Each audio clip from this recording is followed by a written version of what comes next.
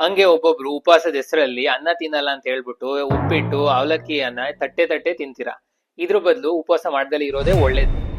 ವಾರ ಪೂರ್ತಿ ಕೆಲಸ ಮಾಡಿ ಭಾನುವಾರಕ್ಕಂತ ಕಾಯ್ತಿರ್ತೀವಿ ರೆಸ್ಟ್ ಬೇಕು ಅಂತ. ಅದೇ ರೀತಿ ನಮ್ ಜೀರ್ಣಕ್ರಿಯೆಗೂ ರೆಸ್ಟ್ ಬೇಡವಾ? ಆಯುರ್ವೇದದಲ್ಲಿ ಲಂಗನಂ ಪರಮೌಷಧನಂ ಅಂತ ಹೇಳ್ತೀವಿ. ಲಂಗನ ಅಂದ್ರೆ ಉಪವಾಸ ಎಲ್ಲಾ ಟ್ರೀಟ್ಮೆಂಟ್ ಗಳಿಗಿಂತ ಶ್ರೇಷ್ಠವಾದದ್ದು ಅಂತ. ನೀವು ಗಮನಿಸಿರ್ಬೋದು, ನಮಗ್ ಜ್ವರ ಬಂದಾಗ ಹಸಿವಾಗಲ್ಲ, ಊಟ ತಿನ್ಬೇಕಂತ ಅನ್ಸಲ್ಲ.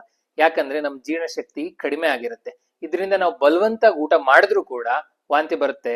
ಹೀಗಾಗಿ ಗಂಜಿ ಅಥವಾ ಲೈಟ್ ಆಹಾರಗಳನ್ನ ತಗೋಬೇಕು. ಏಕಾದಶಿ, ಮಹಾಶಿವರಾತ್ರಿ, ಶ್ರಾವಣ ಸೋಮವಾರ, ನವರಾತ್ರಿ, ರಂಜಾನ್, ಗುಡ್ ಫ್ರೈಡೆ ಇವೆಲ್ಲದರಲ್ಲೂ ನಾವು ಉಪವಾಸ ಮಾಡೋದು ಬರೀ ಒಂದ್ ವ್ರತ ಅಷ್ಟೇ ಅಲ್ಲ, ಇದು ನಮ್ ದೇಹದ ಶುದ್ಧೀಕರಣದ ಪ್ರಾಸೆಸ್ ಕೂಡ.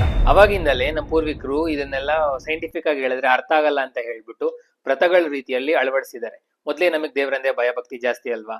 ಉಪವಾಸ ಗಟ್ ಹೆಲ್ತ್ಗೆ ಒಳ್ಳೇದಷ್ಟೇ ಅಲ್ಲದೆ ನಮ್ ಸ್ಕಿನ್ ಆಗಿರ್ಬೋದು, ಎನರ್ಜಿ ಲೆವೆಲ್ಸ್ಗೆ ಮತ್ತೆ ನಮ್ಮ ಮೈಂಡ್ ಕ್ಲಾರಿಟಿ ಮೇಲೆ ಕೂಡ ಇಂಪ್ಯಾಕ್ಟ್ ಮಾಡುತ್ತೆ. ಇತ್ತೀಚಿನ ರೀಸೆಂಟ್ ಸ್ಟಡೀಸ್ ಕೂಡ ಅದನ್ನ ಪ್ರೂವ್ ಮಾಡುತ್ತೆ.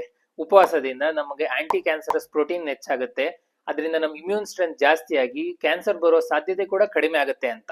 ಆದ್ರೆ ಸುಮಾರು ಜನ ಉಪವಾಸ ಮಾಡೋದ್ರಿಂದ ಗ್ಯಾಸ್ಟ್ರಿಕ್ ಆಗುತ್ತೆ ಸರ್, ಏನ್ ಮಾಡೋದು ಅಂತ ಕೇಳ್ತಾರೆ. ಆಯುರ್ವೇದ ಪ್ರಕಾರ ಉಪವಾಸ ಅಂದ್ರೆ ನಾವು ಏನೂ ತಿಂದಲೆ ಇಡೀ ದಿನ ಖಾಲಿ ಹೊಟ್ಟೆಲ್ ಇರೋದು ಅಂತ ಅಲ್ಲ.